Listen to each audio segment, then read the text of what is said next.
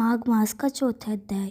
श्री वशिष्ठ जी कहने लगे कि हे राजन, अब मैं माघ मास के उस महत्व को कहता हूँ जो कार्तिवीर्य के पूछने पर दत्तात्रेय ने कहा था। जिस समय साक्षात विष्णु ने रूप की दत्तात्रेय सत्य पर्वत पर रहते थे। यह तब महामती के राजा सहस्त्र अर्जुन ने उनसे पूछा कि हे योगियों में शेष दत्तात्रेय जी, मैंने सब धर्म सुने, अब आप कृपा करके मुझे माघ मास का महात्म कहिए। तब दत्तात्रेय जी बोले, जो नारद जी ने ब्रह्मा जी ने कहा था वही माघ महात्म मैं तुम्हें कहता हूँ। इस कर्म भूमि भारत में जन्म लेकर जिसने माघ स्नान नहीं किया उसका जन्म निष्फल गया। भगवान की प्रशंसा, पापों के नाश और स्वर्ग की प्राप्ति के लिए माघ स्नान अवश्य करना चाहिए। यदि यह सुस्पष्ट और शुद्ध शरीर माघ स्नान के बिना ही रह जाएगा तो इसकी रक्षा करने के लिए क्या लाभ। जल में बुलबुले के समान, मक्खी जैसे तुच्छ जंतु के समान यह शरीर माघ स्नान के बिना मरण समान है। विष्णु भगवान की पूजा ना करने वाला ब्राह्मण, बिना दक्षिणा के, श्रद्धा के, ब्राह्मण रहित क्षेत्र, आचार रहित कुल, ये सब नाश के बराबर है। गर्व से धर्म का, क्रोध से तप का, गुरुजनों की सेवा ना करने से स्त्री तथा ब्रह्मचार्य, बिना जली अग्नि से हवन और बिना साक्षी से मुक्ति का नशा हो जाता है। जीविका के लिए कहने वाली कथा, आपने ही लिए बनाए हुए भोजन की क्रिया, शुद्र की भिक्षा लेकर किया हुआ यज्ञ तथा कंजूस कथन, धन या सब नशा के कारण, बिना अभ्यास के आलस्य और विद्या, असत्यवाणी, विरोध करने वाली राजा, जीविका के लिए तीर्थ यात्रा, जीविका के लिए व्रत, संदेह युक्त मंत्र का जाप, व्यक्तिगत होकर जप करना, वेद न जानने वाले को दान देना, संसार में नास्तिक मत ग्रहण करना, श्रद्धा बिना धार्मिक क्रिया, यह सब व्यर्थ है। और जिस तरह दरिद्र का जीवन व्यर्थ है उसी तरह माघ स्नान के बिना मनुष्य का जीवन व्यर्थ है। ब्रह्माघाती, सोना चुराने वाला, मदिरा पीने वाला, गुरु पत्नी गामी और इन चारों की संगति करने वाला माघ स्नान से पवित्र होता है। जल कहता है कि सूर्य देव से पहले जो मुझसे स्नान करता है मैं उसे बड़े से बड़े पापों से को नष्ट कर देता हूँ। महातापक भी स्नान करने से वृक्ष हो जाते हैं। माघ स्नान का जब समय आ जाता है तो सब पाप अपने नाश के भय से कांप जाते हैं। जैसे मेघों से मुक्त होकर चंद्रमा प्रकाश करता है, वैसे ही श्रेष्ठ मनुष्य माघ मास में स्नान करके प्रकाशमान होता है।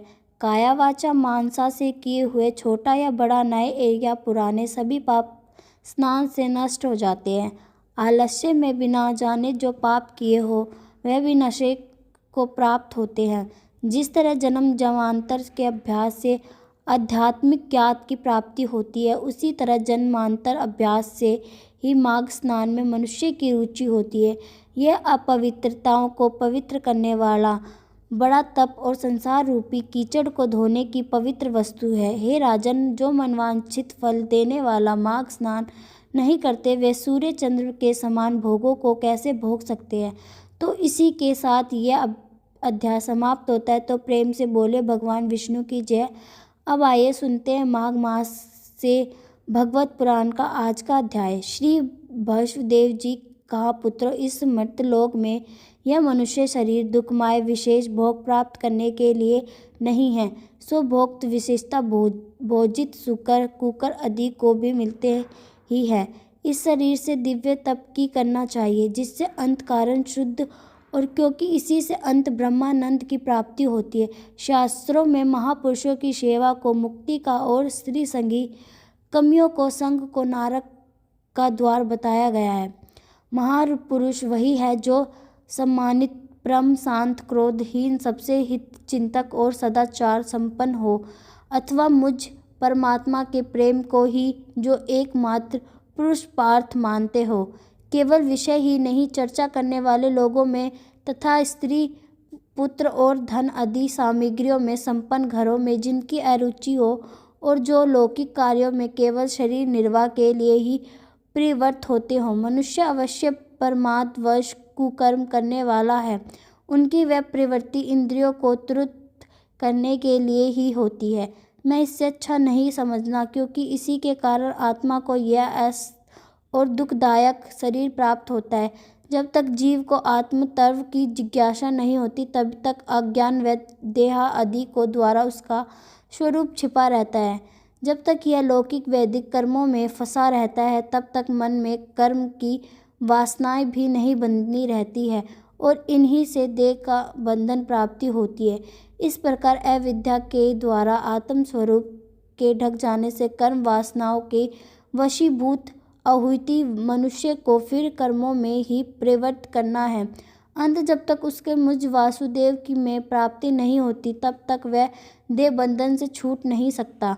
स्वार्थ में पागल जीव जब तक विवेक दृष्टि का आश्रय लेना इंद्रियों की चेष्टाओं को मिथमाया नहीं देखता तब तक आत्मा स्वरूप की समृद्धि को खो बैठने के कारण वह अज्ञान वश विष प्रधान ग्रह आदि के अस्तक रहता है और यह तरह तरह के कलेश उठाता रहता है। स्त्री और पुरुष इन दोनों का जो परस्पर दंतायक भाव है इसी को पंडित धन उनके हृदय की दूसरी स्थूल एवं दुर्भग ग्रंथि कहते हैं। देवाभिमान रूपी एक ऐसा सूक्ष्म ग्रंथि जो उसके अलग अलग पहले से ही है। इसी के कारण जीव के द्रेहन आदि से अतिरिक्त घर खेत पुत्र स्वजन और धन आदि में भी और मेरेपन का मोह हो जाता है। जिस समय कर्म वासनाओं के कारण पड़ी हुई इसकी यह दृढ़ हृदय ग्रंथि ढीली हो जाती है उसी समय ये दबपादाय भाव के निवृत्त हो जाते हैं और संसार में हेतुभूत हाहाकार और त्याग का सब प्रकार से बंधनों से मुक्त हो परम पद प्राप्त कर लेते हैं। पुत्र संसार सागर से पार होने में शुक्ल तथा धैर्य उद्यम एवं सद्गुण विशिष्ट पुरुषों को चाहिए कि सबसे आत्म और गुरु स्वरूप मुझ भगवान में भक्ति भाव रखने में मेरा प्रयाण रहने से तृष्णा के त्याग से सुख दुख आदि द्वंद्वों के सहने से जीव को सभी योनियों में दुख ही उठाना पड़ता है। इस विचार से तत्व जिज्ञासा से तप के समाकर्म के त्याग से मेरे लिए किए कर्म करने से मेरी कथाओं का नित्य प्रतिश्रवण करने से मेरे भक्तों के संग और मेरे गुणों के कीर्तन से वे त्याग से समस्ता की शांति से और शरीर तथा घर आदि में मेरे पन के भाव को त्याग की इच्छा से अध्ययन शास्त्र की अनुशीलन की एकांत सेवन से प्राण इंद्रियों और मन के स्वयं के शास्त्र और सत्पुरुषों के वचन में यथार्थ बुद्धि रखने से पूर्ण ब्रह्मचार्य के कर्तव्य कर्मों में निरंतर सावधान रहने से वाणी के संयम से सर्व मेरी ही सत्ता देखने से अनुभव ज्ञान सहित तत्व विचार से और योग साधन से अहंकार रूप अपनी लीन शरीर को लीन कर दे। मनुष्य को चाहिए कि वह सावधान रहकर अविद्या से प्राप्त इस हृदय ग्रंथि रूप बंधन को सस्तलोत्य रीति से इन साधनों के द्वारा भली भांति काट डाले क्योंकि यही कर्म संसार के रहने का स्थान है। दंतर साधन का ही परित्याग कर दे जिससे मेरे लोक की इच्छा हो अथवा जो मेरे अनुग्रह की प्राप्ति को ही परम पुष्यात्र मानते हो। वह राजा हो तो अपनी अबोध प्रजा को गुरु अपने शिष्य को पिता अपने पुत्र को ऐसी ही शिक्षा दे। अज्ञान के कारण यदि वह उस शिक्षा के अनुसार ना चलकर कर्म को ही परम पुष्यात्र मानते रहे तो उन पर क्रोध ना करके उनको समझा बुझाकर कर्म में प्रवृत्त ना होने दे।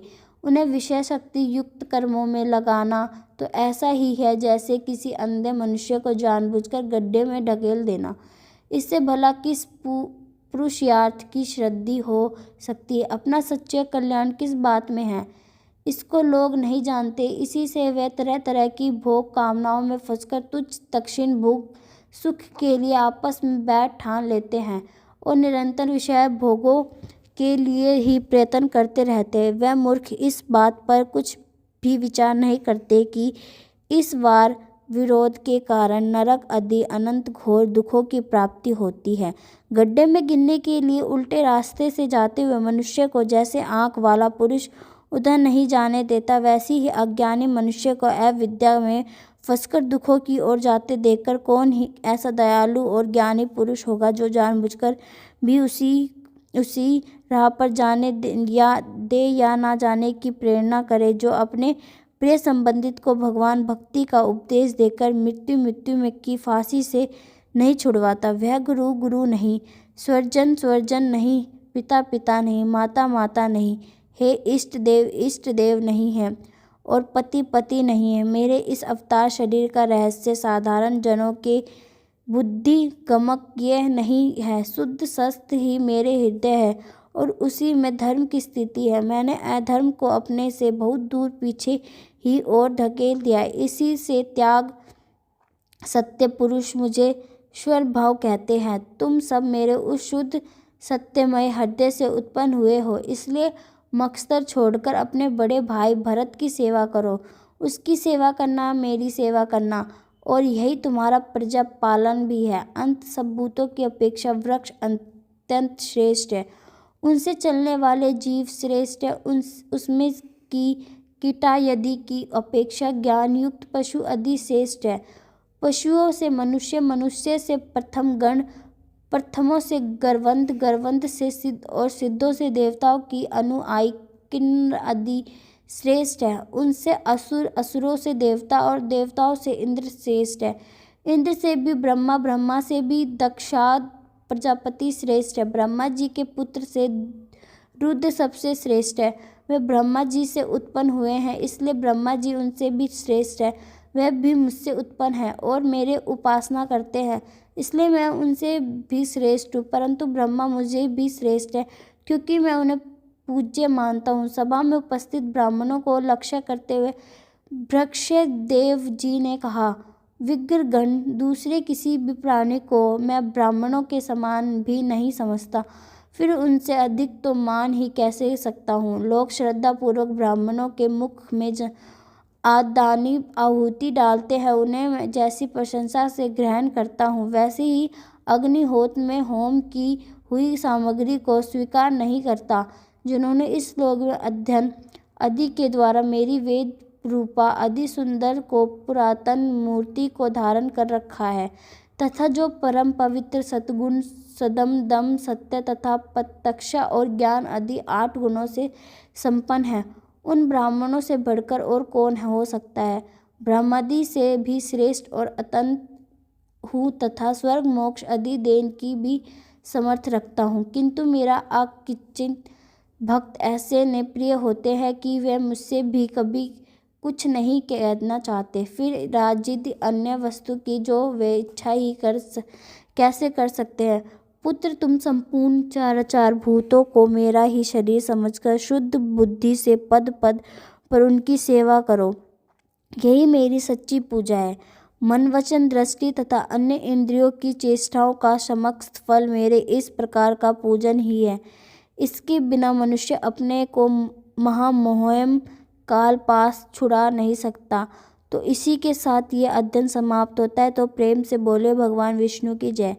इसके आगे की भगवत पुराण की कथा मैं कल के माघ मास में सुनाऊंगी। तब तक के लिए भगवान श्री हरि विष्णु का नाम जपते रहे। धन्यवाद। अगर आप लोगों को हमारे माघ मास का अध्याय अच्छा लगा हो तो आप कमेंट करें, लाइक करें और शेयर करें और सब्सक्राइब भी करें।